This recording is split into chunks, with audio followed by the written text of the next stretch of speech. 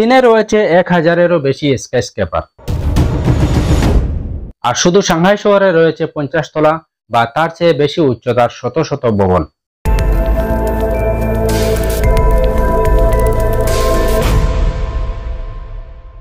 কিন্তু আপনি কি কখনো ভেবে দেখেছেন যে চীনে এত প্রযুক্তি ও সম্পদ থাকা সত্ত্বেও কেন তারা এখনো বুর্জ খলিফার মতো একটি বিশাল ওয়ার্ল্ড রেকর্ড ব্রেকিং ভবন তৈরি করতে পারেনি? আর সাংহাই টাওয়ার চীনের সবচেয়ে উঁচু ভবন হওয়া সত্ত্বেও কেন আজ অনেকটা অপ্রয়োজনীয়, ব্যর্থ এক প্রজেক্ট হিসাবে পরিচিত?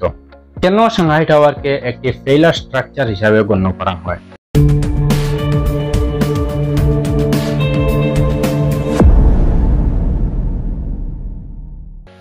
বুর্জ খলিফা 828 মিটার উচ্চতা নিয়ে পৃথিবীর সর্বোচ্চ ভবন, কিন্তু চীনের কোনো ভবনই 700 মিটারের কাছাকাছিও নয়।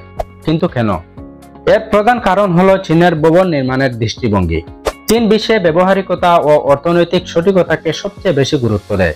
যেখানে বুর্জ খলিফার মতো ভবন অনেকটাই প্রতীকী ও গৌরবের প্রতিচ্ছবি, সেখানে চীন চায় ভবন যেন বাস্তব প্রয়োজনে ব্যবহৃত হয় এবং লাভজনকও হয়। আসলে চীন সরকার মনে করে চীনের বিল্ডিং কোড অনেক বেশি বাস্তবভিত্তিক হওয়া দরকার। ভূমিকম্প প্রবণ অঞ্চল হওয়ায় অতি উচ্চ ভবনের নিরাপত্তা করা অনেক কঠিন হয়ে যায়। অতিরিক্ত উচ্চ ভবন নির্মাণে খরচও অনেক বেশি হয়, যা রিটার্ন পাওয়াও যায় না। 2015 সালে উদ্বোধন হওয়া সাংহাই টাওয়ার চীনের সবচেয়ে উঁচু ভবন ছিল, যার উচ্চতা ছিল প্রায় 602 মিটার।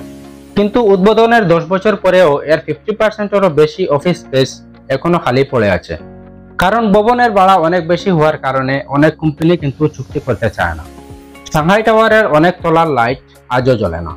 এই একটি ভবনের রক্ষণাবেক্ষণের খরচ বছরে প্রায় $15 মিলিয়ন। একে চীনের গোস্ট টাওয়ারও বলে ডাকা হয় অনেক সংবাদ মাধ্যমে, অর্থাৎ ভূতের বিল্ডিং।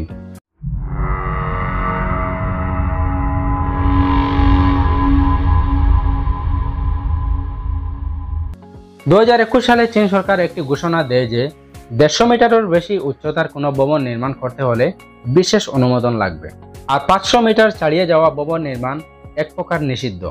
এর কারণসমূহ যেমন ঝুঁকিপূর্ণ প্রযুক্তি, ভূমিকম্প প্রবণ এলাকা, খরচ বনাম উপকারের বৈষম্য ইত্যাদি। নির্মাণ থেকে সরে এসে তারা এখন ঝুঁকেছে নগর পরিকল্পনা, স্মার্ট সিটি এবং প্রযুক্তির উন্নয়নের উপর।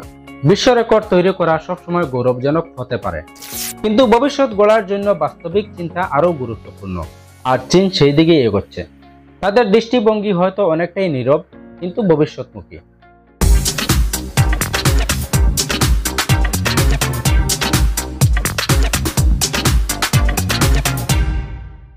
এই ভিডিওটি দেখার পর আপনার মতামত কি? আপনিও কি চান ভারতে বুর্জ খলিফার মতো একটি বিশাল ওয়ার্ল্ড রেকর্ড ভবন তৈরি করা হোক? কমেন্টে জানান, আর ভিডিওটি শেয়ার করতে ভুলবেন না। এতক্ষণ পর্যন্ত ভিডিওটি দেখার জন্য অসংখ্য ধন্যবাদ।